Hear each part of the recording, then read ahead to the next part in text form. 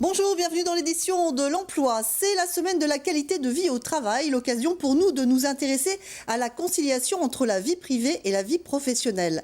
La santé, l'égalité et l'organisation du travail sont donc en question. Pour en parler, nous recevons Micheline Tribia, qui est chargée de mission à l'ARAC de Lorraine, l'association régionale pour l'amélioration des conditions de travail, et Nathalie Mathéos-Georges du réseau Batigère, qui a mis en place une charte d'engagement en faveur de l'équilibre vie professionnelle, vie privée. Bonjour à toutes les deux, merci d'être avec nous. Micheline Tribia, tout d'abord, un mot tout d'abord sur cette semaine de qualité de vie au travail. Il y a en fait 3 enjeux forts, majeurs. Oui, Lesquels ? 3 enjeux forts. Le premier, c'est de remettre la question de la santé lorsque l'on parle de la conciliation des temps vie privée, vie professionnelle. Parce que quand il y a par exemple des horaires de nuit, effectivement, ça facilite la vie privée, mais ça a un impact sur la santé, c'est clair. Le deuxième enjeu, c'est une approche différente que les approches qu'on a eues jusqu'à présent, qui étaient uniquement tournées sur la parentalité. Maintenant, on parle de la vie privée au sens large. Et le troisième enjeu, c'est d'aller vers la dimension collective, donc de plus donner des réponses uniquement individuelles, mais bien pour l'ensemble de l'entreprise. Et donc ça veut dire regarder l'organisation du travail. Très bien, on y reviendra. Nathalie Mathéos-Georges, donc du réseau Batigère. Un mot sur votre réseau, justement, qui a mis en place une charte qui tient compte de cet équilibre vie privée, vie professionnelle dans l'organisation du travail de ses collaborateurs. De quelle manière exactement, concrètement ? Alors, déjà, travailler sur cette thématique, en fait, on a pris conscience que c'était un enjeu à la fois pour l'entreprise et pour les collaborateurs.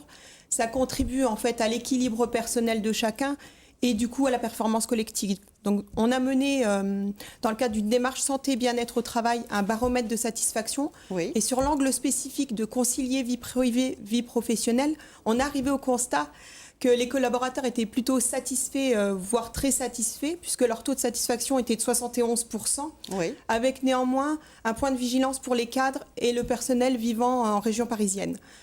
Donc tout ça nous a amené dans une démarche participative dans laquelle on a associé un certain nombre de collaborateurs de manière à mieux cerner leurs attentes, ce qui nous a permis d'accentuer 3 axes sur lesquels on souhaite s'engager, qui tournent autour de l'aménagement du temps de travail, des problématiques de garde d'enfants et de la répartition du travail. Très bien. Alors, vous restez avec nous. Justement, je propose de voir un exemple très concret où il est important de préserver les frontières entre sphères professionnelles et privées avec le métier de gardienne d'immeuble. Ils sont environ 90 en Lorraine à travailler pour Batigère. Delphine, elle est gardienne d'immeuble à Metz. Son travail est au même endroit que son appartement et donc elle doit réussir à préserver sa vie personnelle. Un pari réussi. Reportage de Malika Boudiba et Arnaud Salvini. C'est dans ce cadre historique, un ancien couvent du XVIIe siècle devenu une école catholique, puis un HLM de 84 appartements il y a quelques années, que Delphine a trouvé un emploi de gardienne. Elle travaille et vit sur place. Une bonne partie des clients m'appellent Delphine. J'ai un bon contact avec eux et je pense que c'est ce qui fait que tout fonctionne sur le site et qu'il n'y ait aucun souci, qu'il n'y ait pas de casse et que tout le monde respecte mon travail. Je pense que c'est parce qu'on est assez proche. Je suis à l'écoute de mes locataires, donc tout fonctionne.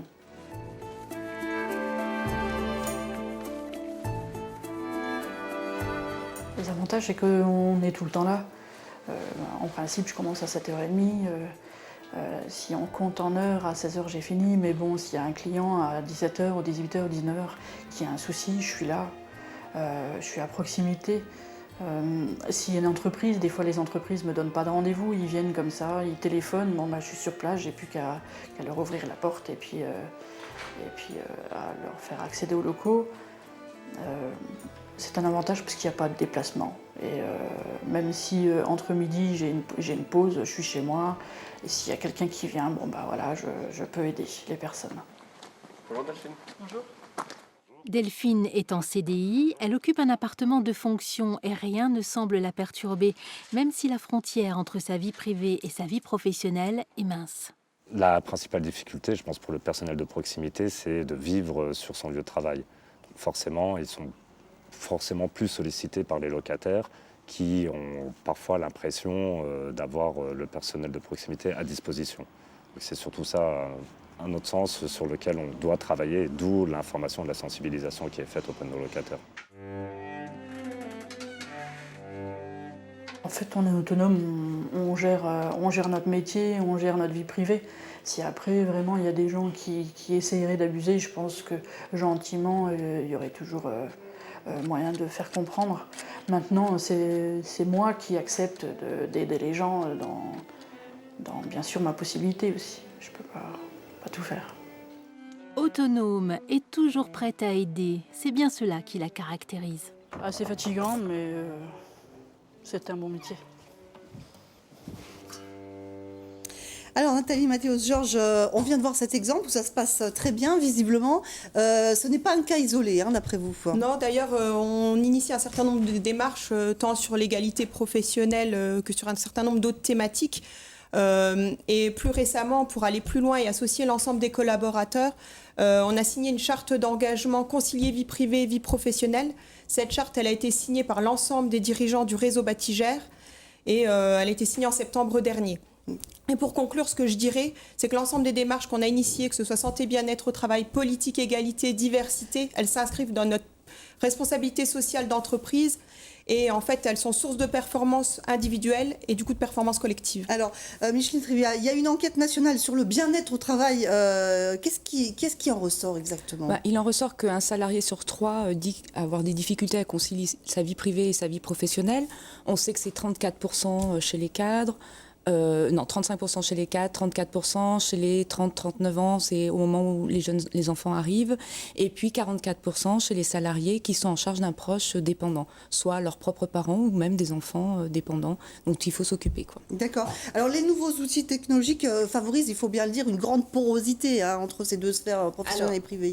Oui, effectivement, mais ce qu'il faut retenir, c'est, comme l'a fait le Batigère, il y a une enquête qui a été faite, ils vont vers une globalité, parce que si on ne réfléchit pas au travail et à sa charge, du coup, qu'est-ce qu'on fait ? On ramène du travail à la maison, et les outils modernes de communication va favoriser ce travail à la maison. Donc il faut être très vigilant et vraiment avoir une étude de la charge de travail pour pouvoir bien répondre et aider les salariés à concilier vie privée et vie professionnelle. D'accord, ça veut dire que l'enjeu c'est de passer à la dimension collective, organisationnelle du temps de travail en quelques secondes. En quelques secondes, et on va s'apercevoir qu'on va arriver vers de nouvelles formes d'emploi où manager les personnes va être différent parce que les organisations elles vont changer.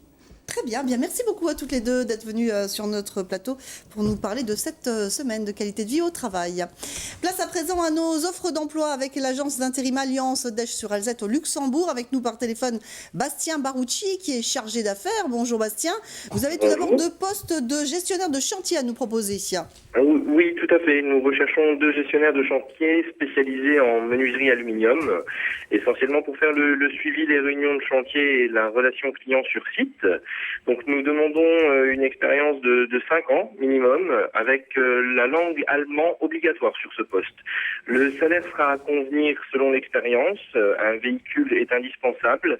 Nous partirons sur une mission de 3 mois. Ce qui est bien à noter, c'est que sur ce poste, nous avons une embauche à la clé. Très bien, bonne nouvelle. 10 autres postes, cette fois-ci, c'est de menuisier aluminium, Bastien. Oui, nous recherchons une dizaine de menuisiers aluminium sur Luxembourg Sud, essentiellement pour faire tout ce qui est pose de châssis, vitrage et isolation. On demande aux candidats 3 ans d'expérience dans le métier. Le salaire sera de 13,20 € de l'heure pour démarrer. On demande également un véhicule indispensable et la mission sera quant à elle de 3 mois minimum. Merci beaucoup Bastien pour toutes ces précisions. Si vous êtes intéressé par ces postes, vous pouvez faire acte de candidature sur fd@alliance-intérim.lu. Justement, on parle d'emploi au Luxembourg. Focus à présent sur l'EURES, le pôle emploi international. Vous savez qu'il vient de faire peau neuve avec Éric Barthélémy qui est avec nous, qui est conseiller à l'EURES. Bonjour Éric, merci d'être avec nous.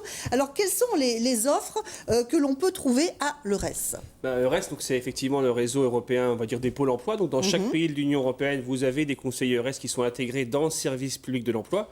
Et ceux-ci donc diffusent des offres d'emploi dont l'employeur accepte des candidats qui viennent d'autres pays. Donc si vous avez envie de travailler ailleurs que dans votre pays habituel, vous allez sur le site de la commission donc EURES et vous allez pouvoir postuler en ligne. Vous êtes à peu près certain que l'employeur acceptera votre candidature malgré le fait que vous habitez quelquefois plusieurs milliers de kilomètres. D'accord. Alors vous avez en fait des fiches par pays pour simplifier un petit peu les choses. Exactement, puisque en Europe il n'y a pas d'harmonisation, c'est une coordination. Donc les règles du travail, les règles sociales sont différentes. Pour avoir le maximum d'informations, chaque pays a complété une fiche descriptive qui va expliquer comment accéder au marché de l'emploi et quelles sont les contraintes ou les conditions d'accès à ce marché. Alors, vous l'avez dit, on peut bien sûr déposer son CV en ligne, outil indispensable évidemment. Aujourd'hui, c'est presque devenu la norme. Tout à fait, le site permet à chaque citoyen de déposer son CV sur le site et également du coup d'être consulté par les employeurs, puisque les employeurs peuvent également créer leur espace recrutement et pouvoir accéder ainsi à la base de données des CV qui ont été déposés par les chercheurs d'emploi. D'accord, donc l'espace réservé aux employeurs, c'est important aussi. Tout à fait. Donc c'est un espace qui est ouvert à tous. Il n'y a pas forcément besoin d'avoir, comme en France, un numéro de SIRET. Donc chaque entreprise peut, avec son identité propre, créer son espace recrutement, accéder librement à la base de CV et entrer en contact directement avec les demandeurs d'emploi et leur faire une proposition. Et le demandeur d'emploi va pouvoir interagir avec l'employeur et puis, je l'espère, débuter un entretien ensuite réel et physique. D'accord. Alors aujourd'hui, au regard de ce que vous voyez au quotidien, quel est le marché de l'emploi pour des gens qui veulent aller travailler comme ça en Allemagne, au Luxembourg, en Belgique ou bien au-delà d'ailleurs? Aujourd'hui, je dirais qu'il y a des pôles d'attractivité, l'hôtellerie-restauration qui recrutent tout le temps et partout en Europe. Et puis, naturellement, les services d'aide à la personne. Alors après, en fonction des métiers, il peut y avoir des spécificités locales, et notamment des langues étrangères. Si vous voulez travailler auprès des personnes âgées en Allemagne, il va falloir naturellement parler allemand. Si vous voulez aller au Danemark, il faudra parler danois, ça va être un peu plus compliqué déjà. Un mot peut-être sur les échelles de salaire, elles sont vraiment très différentes d'un pays à l'autre. Tout à fait, comme je l'ai dit, c'est une coordination, c'est de l'Union européenne, donc il n'y a pas un salaire minimum partout déjà en Europe, et s'il y en a un, il n'est pas le même partout. Donc effectivement, vous pouvez avoir des pays comme l'Allemagne qui n'a pas de salaire minimum, et puis des pays comme Luxembourg qui ont des salaires un peu plus élevés, puisqu'on est de l'ordre de entre 10 et 13 euros bruts de l'heure pour un salarié. D'accord. Et pour des jeunes qui voudraient éventuellement aller travailler un petit peu à l'étranger cet été, vous avez peut-être des conseils à donner? Tout à fait, puisqu'il y a de nombreux pays qui ont des emplois saisonniers, je pense notamment à l'agriculture, avec un pays comme le Danemark, par exemple, qui recrute régulièrement des cueilleurs de fraises. Alors ça peut paraître surprenant, mais ils ont besoin de main-d'œuvre, et puis ça peut être un moyen pour un jeune de voir une autre culture, de s'ouvrir à une langue étrangère, de voir d'autres personnes, et puis quand il va rentrer, ça va lui apporter une plus-value certaine sur son CV et ses démarches futures de recherche d'emploi. Très bien, merci beaucoup Eric Barthélémy pour toutes ces précisions sur le reste donc, qui fait peau neuve. Merci beaucoup d'avoir été avec nous aujourd'hui. Merci aussi à vous d'avoir été avec nous tout au long de cette saison. On vous retrouvera bien sûr avec plaisir à la rentrée. Merci beaucoup. Merci également à vous tous de nous avoir suivis. Passez une très très belle journée. Et tout de suite, bien sûr, place à l'information dans votre région.